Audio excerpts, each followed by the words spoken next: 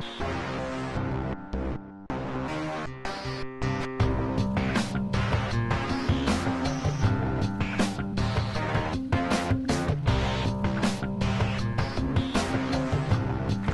work. And now, Antonia Juhasz. She's going to come over here. I'm an oil industry analyst and also a journalist. I write books on the oil industry. I have 2 books here, one called Black Tide on the BP Gulf oil disaster and one called The Tyranny of Oil, and I brought some of them here for you all. I analyze the industry and also travel looking at problem sites, and I've written articles from the Contra Costa Times to the New York Times. I have a new piece on CNN that appeared yesterday, and I am taking a little bit more time because the organizers asked for me to really break down sort of the basics of what's coming to the Bay Area and why we need to be concerned about it, but also that there is amazing organizing and alternatives. We don't have to have what's coming actually be here. So the sort of basics about what we're talking about, we've got a huge series of new proposals that are coming into the Bay Area, the heart of which is moving dirtier, more dangerous, more volatile forms of oil, particularly from North Dakota and from Canada, so tar sand oil and fracked shale oil, into the Bay Area. There's a Westpac proposal in Pittsburgh. Westpac is a privately held company that wants to open an oil terminal. They want to move crude by rail from North Dakota, and I'll get into more about why that's of concern. About 100 car loads on a train, one train with 100 cars per day, 7 days a week. There's another proposal of moving crude by rail, again, into, this time Valero wants to do it. At Richmond, we know that Chevron wants to burn more tar sand oil here. They've been trying to do it for many years, and this community has resisted and resisted and resisted their efforts to do so, successfully and successfully and successfully, very much to the chagrin of Chevron. Chagrin is obviously too light of a word. But Chevron really wants to get that tar sand oil here. And one of the ways that they would want to bring it is by train. And there also is a, most likely, although we don't know yet, that they also want to bring this North Dakota crude also by rail into Richmond. And both of those are a big concern, but what I'm going to focus on in particular is the crude by rail, because this is a new, exploding, and you're going to get, that's a pun, exploding method of transportation of moving this dangerous crude that is really coming to a refinery near you. Bum, bum, bum. Okay, fantastic. All right. This is the first slide. Fantastic. All right, so what does it mean to move crude by rail? So what I did as I was getting ready for this presentation was just pulled some recent examples of derailed trains pulling crude to neighborhoods. So this is February 13th, right, just a couple weeks ago. Pennsylvania, 21 cars derailed from a 120-car train, spilling 3,000 to 4,000 gallons of oil. Next slide. Philadelphia, Pennsylvania. Look at this. Sorry about the arrow, but this is a crude oil train that has derailed over a bridge, on a bridge over a river. This is New Augusta, Mississippi, January 31st. Look, I'm still, we're still just barely out of February. Fuel train derails. This was carrying both oil and other hazardous chemicals. Next, please. New Brunswick, Canada, crude oil train derailment on January 7th. This is just 30 miles from the border, U.S. border with Maine, carrying propane and crude, 50 homes evacuated. You can see the explosion in the back. Next. This is Castleton, North Dakota.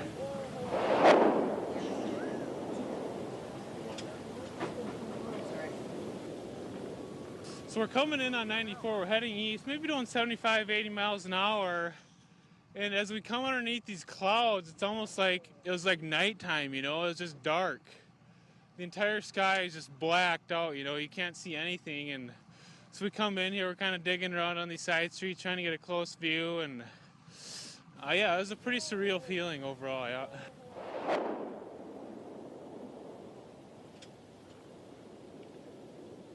I've never seen anything like this ever happen before here. So, I mean, okay, I've lived here 70 years. So it's really crazy.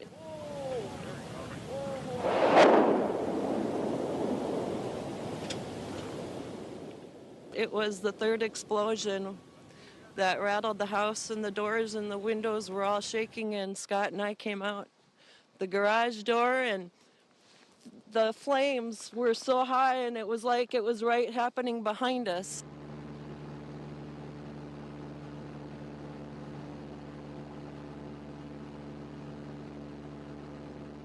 Crude oil, as it burns, has a lot of particulate matter in it, a lot of fumes and other bad things that are really difficult for people, especially those with respiratory illnesses.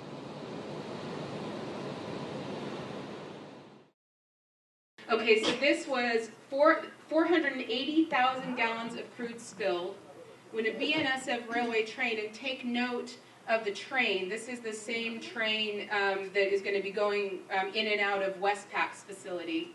Derailed because this was just outside of Castleton, North Dakota, but barely just outside. The train goes straight through the heart of town. So it exploded just before it hit the center of town, and that's the explosion. So this was so a series of explosions, giant fireball, 2,400 residents evacuated, it's Bakken crude, and the flame is so intense, and we see this over and over again, and so unique, that firefighters can't get in to fight it. So what they do is let it burn for days. Now, this isn't just a fire, it's an oil fire. So everything you know that's polluting and dangerous and bad for you about oil, imagine it on fire, burning outside of your town for days. Next. Okay, still November, we barely traveled very far. Again, I'm just picking derailments. Aliceville, Alabama. This is the worst modern crude train derailment in modern history. 750,000 gallons. Again, this is Bakken crude from North Dakota. 90-car train derailed. This is in a wetlands just outside of the town, setting off a series of massive explosions. Okay, that's just November. Going back. Next one. All right, this is gain for Canada. Most of the ones I'm picking, there were more derailments in Canada, by the way. I was mostly just focusing on the United States.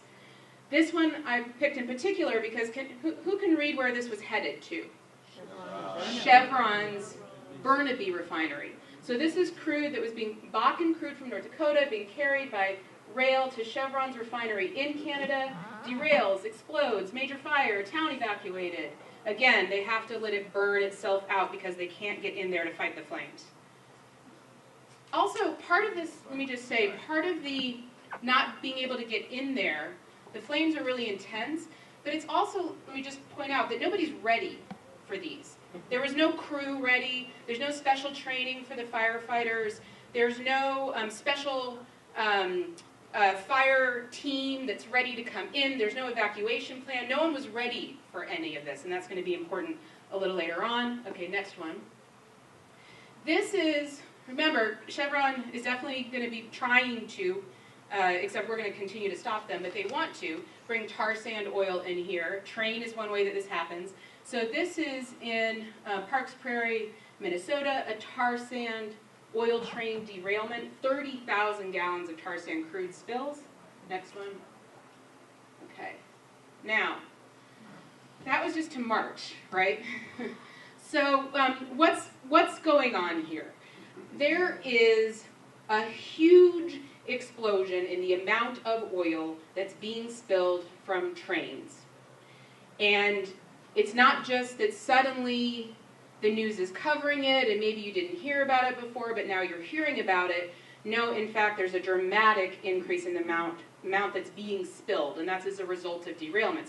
So if you take a look at this chart, the years are on the bottom, and the amount of crude spilled is going this way. From 1975 up until 2013, that's the bottom row of the amount of crude spilled. 2013 up is the amount spilled just in 2013. So if you look at these totals, I'm born in 1970. This is basically my entire lifetime up until 2013. There's more oil spilled from trains in 2013 than in all the other years combined. I'm going to allow for a really quick question because we're going to do, only if it's a clarification. Why? Okay, why? Well, wait, what's the next slide?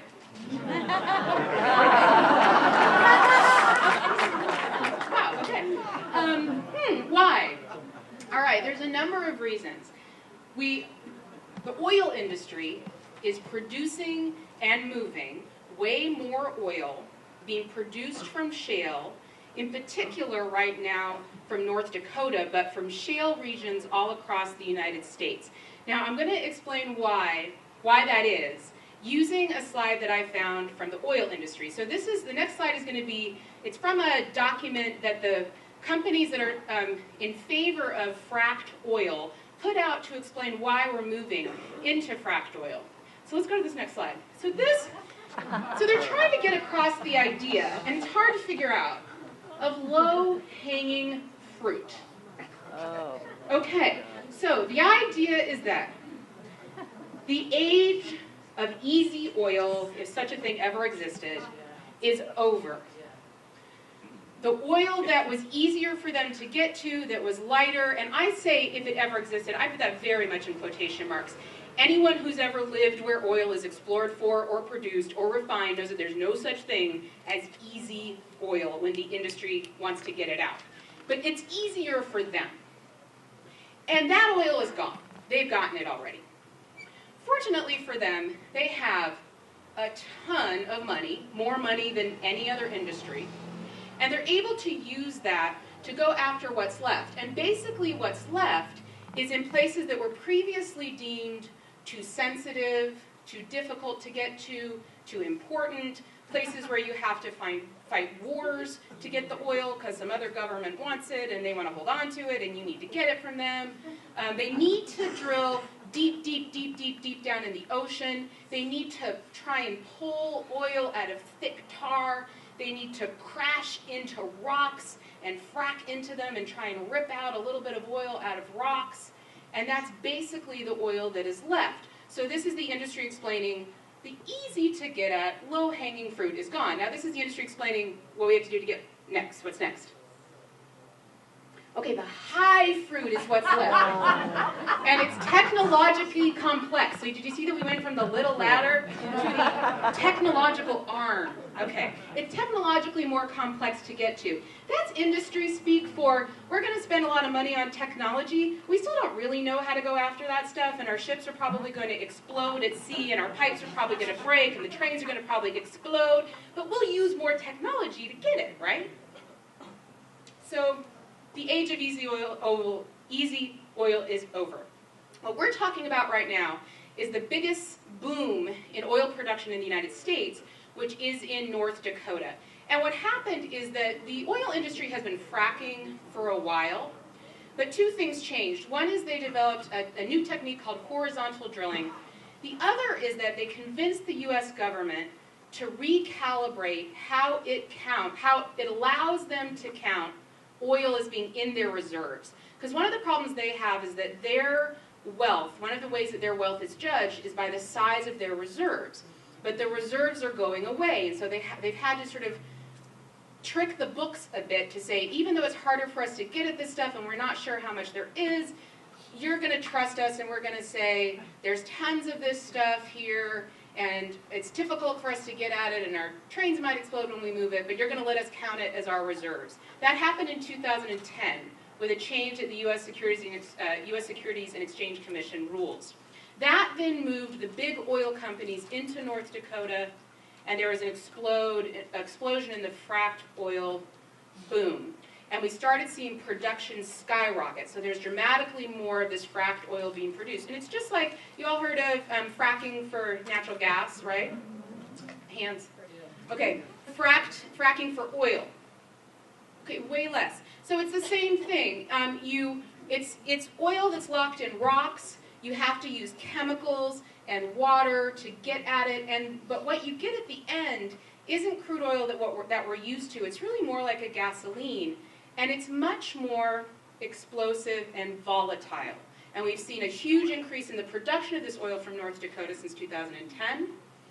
And we've seen and they need to move this oil, this more dangerous oil, out of North Dakota. And there aren't pipelines, so they're moving it by rail. Next slide. All right, so we've seen a dramatic increase. So North Dakota is now, after Texas, the second largest producing state of oil, in the ground oil, sorry, not offshore, on the ground oil. So after Texas, North Dakota, #2 state, completely as a result of this shale boom. And a dramatic increase in the amount of it that's moving by rail. Next slide.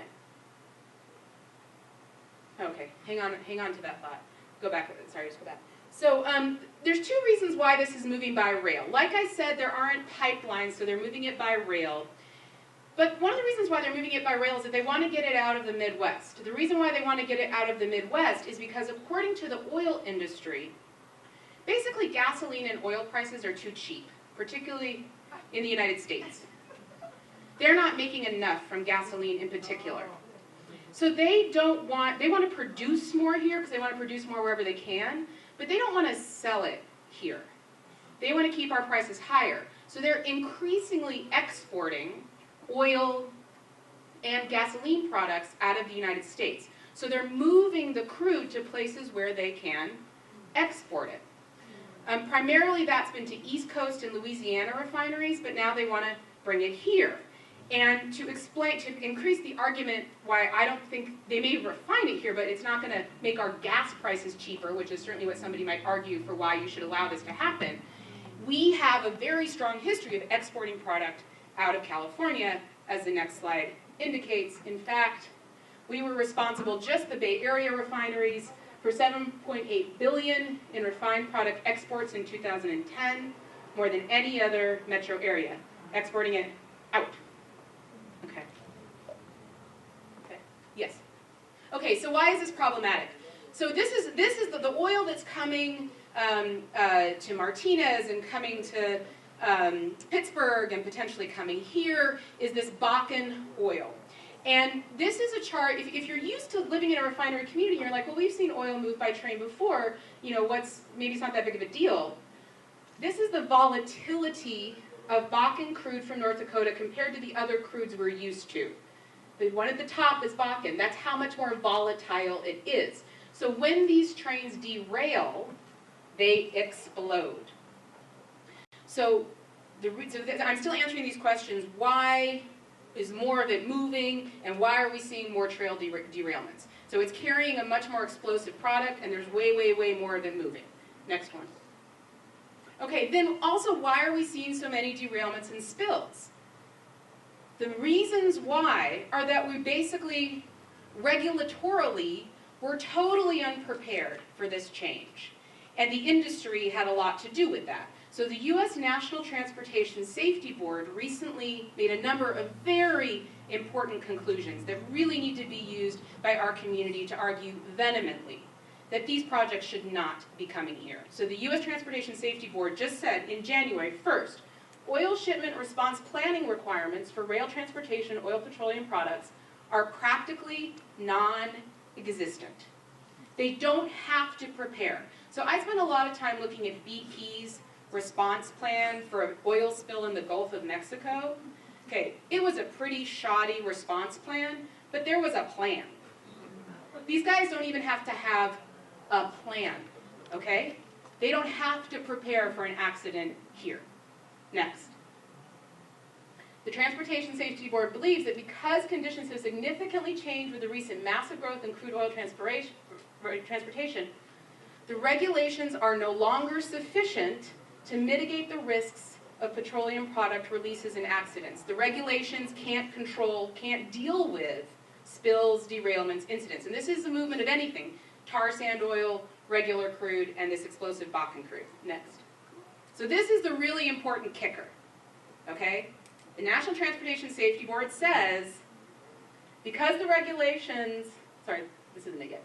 Current regulations do not require Current regulations do not require railroads transporting crude oil in multiple tank cars to develop comprehensive spill response plans. So this is more about the fact they don't have to plan. Sorry. Next one. This is the kicker. Okay, so their recommendation is, whenever you can do it, require rerouting of these trains to avoid moving hazardous materials through populated or other sensitive areas. Don't send it through towns, communities, places where people live. Basically anywhere you don't want crude to explode or spill. Okay? So bring this to your community council, bring it to whomever's making the decisions, bring it to each other so that you can make the decision about stopping it. It's not supposed to go through your town. That's it, period. Next. All right, so we're not just talking about moving crude by rail. There's also plans for increased shipments by tanker, by barges, oil tank holding facilities. These are all proposals for this area. So this is just Saturday. A barge carrying oil crashed into a tugboat in the Mississippi River in New Orleans, releasing oil. Next one. This was Mississippi River in January. 668,000 gallons of crude crashed when a barge crashed into a bridge. Do we have any bridges around here? Next one. Okay. What if, okay, so trains are dangerous. I know. Let's move it by pipeline. Brilliant idea, right? Pipelines are the way to go. Okay, no. There's a lot of reasons why. One is pipelines in the United States are all about 40 years old. Not only are they old anyway, they're absolutely not made for the movement of this type of hyper stuff. Tar sand, oil, diluted to flow through pipes, Bakken oil, which is just basically an explosion ready to happen. Even the ones that are new, though, Canada has built a bunch of new pipelines to move its product, and it's having a dramatic increase in oil spills by pipeline as well, because even the new pipelines they're building can't handle essentially the acidity, the explosiveness of this new product. And the problem with pipeline spills is that they carry more product. And so the trains derail more often, but seem to spill less, relatively speaking. The pipelines don't burst as much, but when they burst, they explode. And they release enormous quantities of product. So we don't want this stuff moving by pipeline either. If you need a reminder, this is tar sand oil moving through an Exxon pipeline in Arkansas, and this is someone's backyard after the pipeline burst. And this area is basically still thoroughly contaminated. People can't live here anymore. Where am I on time? 5 minutes. I have 5 minutes. Okay, next one. Okay, so now you can turn on the lights. Turn on the lights. So the good news is that we have an unbelievable amount of alternatives and organizing. There's incredible organizing going on locally that you can all be a part of, and we can basically just say no to this stuff. We don't need it. And we have incredible examples of communities just saying no. Los Angeles just saying no. No more fracking for oil or natural gas in Los Angeles as of yesterday. Unanimous in California City.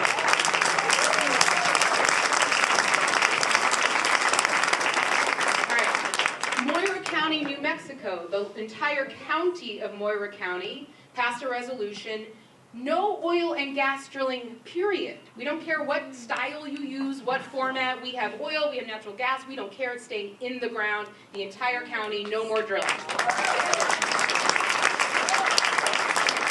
So these are part of very critical movements that are working to achieve a really important goal, which is that the United Nations told us, and climate experts have been telling us for years, that basically we can't, the majority of the oil and gas that is in the ground, fossil fuels that are in the ground, at least 3/4 have to stay there, or we are going to experience far more horrific outcomes of climate change catastrophe than we're already experiencing.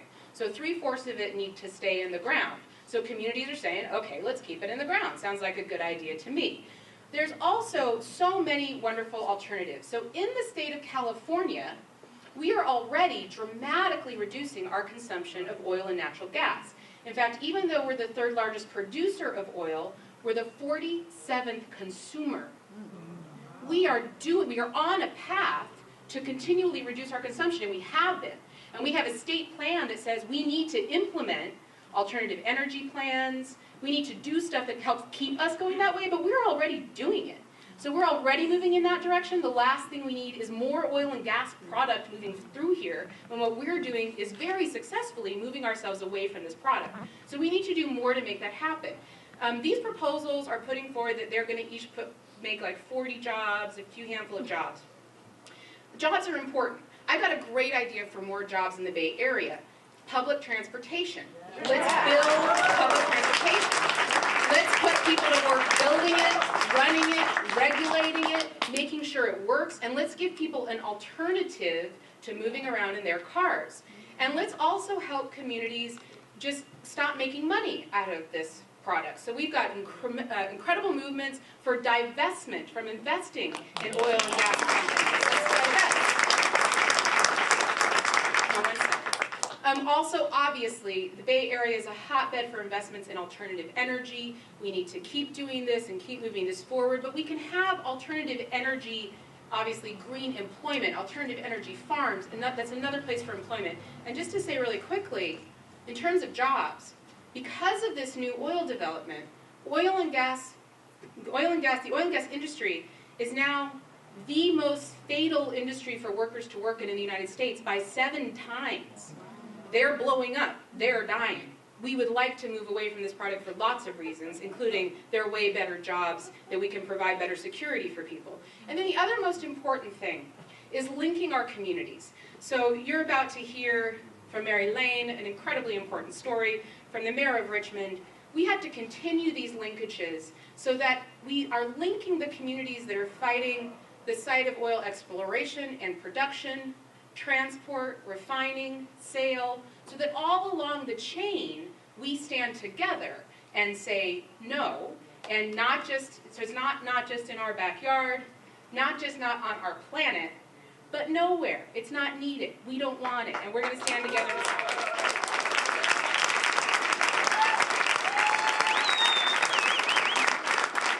Antonia Juhasz. Give it up. One more time. Incredible work. Incredible work.